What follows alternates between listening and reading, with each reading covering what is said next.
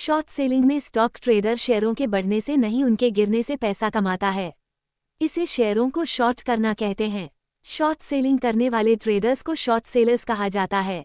यह एक high risk high reward तरीका है जिससे अच्छा पैसा बनाया जा सकता है, लेकिन अगर दांव उल्टा हुआ तो ट्रेडर कर्ज में फंस सकता है। पिछले साल हिंडनबर्ग नाम की एक कंपनी काफी चर्चा में आई थी। इसने अदानी के शेयरों पर शॉर्ट सेलिंग का दाव खेला था और कई संगीन आरोप कंपनी पर लगाए थे जिससे उसके शेयर क्रैश कर गए थे। मिंट की एक खबर के अनुसार अदानी के शेयरों में शॉर्ट सेलिंग से हिंडनबर्ग को पिछले साल $40 लाख 33.58 करोड़ रुपये का फायदा हुआ था। हिंडनबर्ग ने एक बार सेबी की प्रमुख माधवी बुच पर आरोप लगाकर सुर्खियां बटोरी हैं। इन आरोपों का संबंध भी अदानी समूह से है, जिसके बारे में विस्तार से आप नीचे दिए गए लिंक पर पढ़ सकते हैं। लेकिन ये शॉर्ट सेलिंग आकर की कैसे जाती है, ये सवाल अब भी कई लोगों के मन में होगा। आइए इसे समझने का प्रयास करते हैं। शॉर्ट सेलिंग में एक ट्रेडर अपने ब्रोकर से शेयर उधार लेता है। वो इस शेयर को एक तय टाइम के बाद कुछ ब्याज के साथ ब्रोकर को लौटाने का वादा करता है।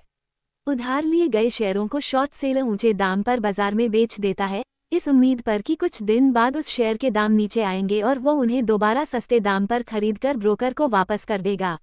अधिक दाम पर बेचकर कम दाम पर खरीदने से जो उसी फायदे में से कुछ अंश वह ब्याज के तौर पर ब्रोकर को दे देगा। साथ ही सस्ते दाम पर खरीदे गए स्टॉक्स भी ब्रोकर को वापस कर देगा। आप समझ सकते हैं कि यह ट्रेडिंग स्टाइल कितना रिस्क भरा है। ब्रोकर एक तय समय के लिए शेयरों को उधार देता है।